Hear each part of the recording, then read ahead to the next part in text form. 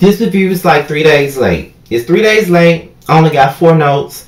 The episode was pretty boring to me, and I was going back and forth about whether I wanted to do the review or not. But I know y'all been waiting on it, so let me just go on and get into it. It's going to be short as hell because I really ain't got much to talk about. It's a lot that I won't talk about because nothing really interests me. But the things that did interest me, I'm just going to speak on it. Now, we're going to start off with the conversation that Stevie J had with Sade and Savannah. Now, they didn't found out that, you know, Bonabella is Stevie J's daughter. And the fact of the matter is they don't have a problem with the fact that that's their sister, because at the end of the day, that's their sister, that's their blood, that's their little sister. They're going to accept her at any given moment. But the only problem is that they don't want Jocelyn in their life. That's the only issue. But it's really not an issue, because why would they want Jocelyn in their life when she went on a tirade on social media and basically scandalized their father's name and made it look like he was molesting their sister? Who would want a bitch like that to be around them?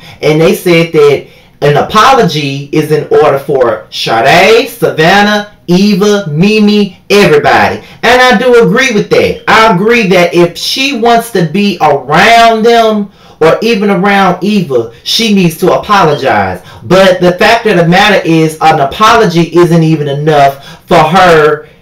An apology isn't even enough for her to be around these people. I mean, she has spread so many lies, and everybody eats up everything that Jocelyn does, and she can do the most foulest bullshit, but won't nobody say nothing to her about it because everybody think the shit cute, and it ain't cute at all. The bitch is whack. She's stupid as fuck. She ain't got no damn sense, but y'all like that shit though. Y'all let her get away with every motherfucking thing. When somebody says something about Jocelyn, we hating. Well, we hating on this talented ass, broken English speaking ass bitch for she ain't got shit to offer me, not a damn thing. So all I gotta say is, everybody's issues with Jocelyn is fucking warranted. She did go out and spread all those lies about Stevie J. I don't even see how Stevie J is able to be cordial with the bitch after she set up here and said that he was a damn child molester. I couldn't look her in her damn face if she said that about me. But okay, I see he trying to be a father and see he trying to do right for the sake of his child, but bruh, I couldn't do it. So whatever. But I'm Team Savannah and Sade and Mimi on this whole situation. I understand why they don't want the bitch around them. So Tammy and Bambi. Tammy getting ready for a date that she's supposed to be going on with Waka Flocka. And Bambi asked her, you know what I'm saying, you going on a date with him? And she was like, yeah, he's trying to win me back, but I don't feel like he's taking the separation seriously, you know, with everything that he's done to me. I'm not trying to be, you know, a bitch to him. I'm not trying to act a certain way towards him. It's just that I'm trying not to be that. Like, you know, I'm trying not to be a bitch. I'm trying not to be this. I'm trying not to be that. And I understand that. You know what I'm saying? Like, I do understand.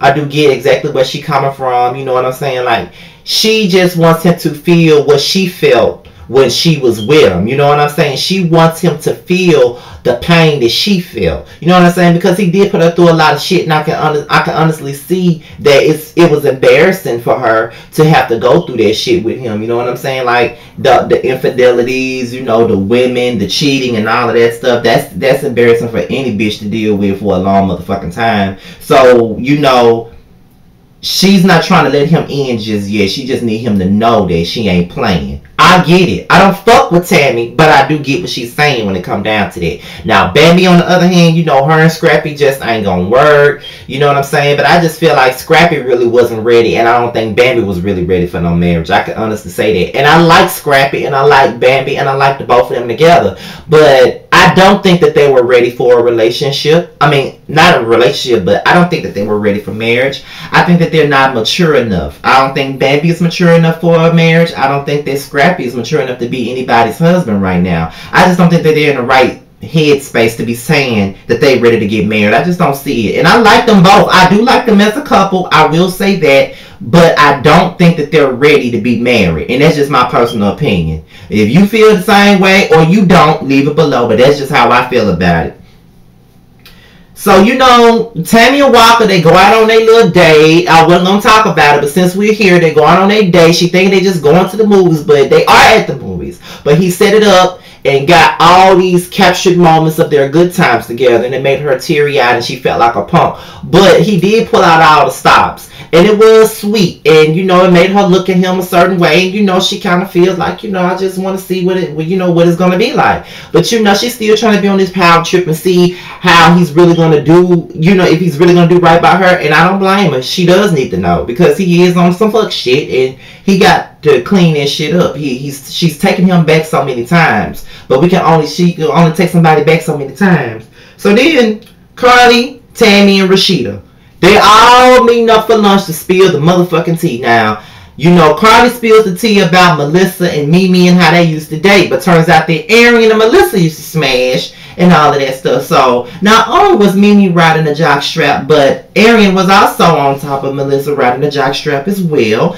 And yeah, that was the tea for them. But, you know, Rashida fake ass was like, well, you know, it was pretty clear if you know Mimi and Melissa that there was something going on between Mimi and Melissa. So, you know, they was talking about Jocelyn having a baby. And, you know, all Tammy could say was, well, good for Jocelyn. And then she moved on to something else because, you know, you could already tell that she don't fuck with Jocelyn at all. So she don't want to talk about Jocelyn in no type of capacity. But when they were talking about Melissa, they was talking about how she's friends with Jocelyn and how, you know, it's like a choose a side type of situation. And they look at Tammy because she's friends with Tommy.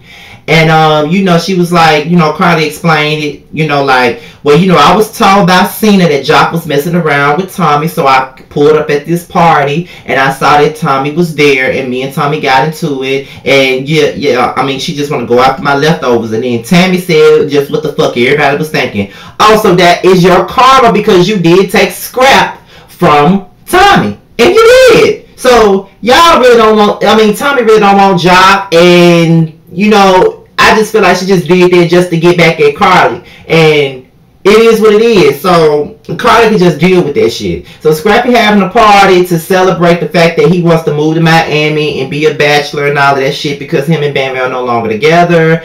And Tammy confronts him about that and she feels like this whole party is disrespectful to her friend. In a sense it is, but in a sense it's not. They're not together no more. They've made that abundantly clear, so there's really nothing else that needs to be said, Tammy. At the end of the day, I get that you're there sticking up for Bambi, but she don't want Scrappy. Scrappy clearly don't want her ass no more, so that's why they throwing a damn party. So Stevie J comes in with his artist, and they all question him and be like, you know, I hope you're not fucking your artist, and he clearly says that they're not fucking. He just wants to bring her around and he wants to promote his artist and all that stuff. So Rashida asked him about the baby, and Stevie J said that all he's thinking about is being a father to the baby. He's not really thinking about Jocelyn. Next thing you know, Mama D and Charlene get up there and they call Kirk ass the fuck out. I'm like, Lord have mercy. Mama D and Charlene together ain't no good look at all. But Charlene did say that she was going to come for Kirk. And she did come for Kirk, but Rashida couldn't deal with that. But that's pretty much the gist of this week's episode. Like I said, I wasn't enthusiastic about it at all. But, you know, I did my best. I still got to give y'all that last, not Bad Girls Club, that last Basketball Wives review. I still got to give y'all that. And that's it. So yeah, that's it for Love and Hip Hop Atlanta, and I'm out of here, y'all. Peace.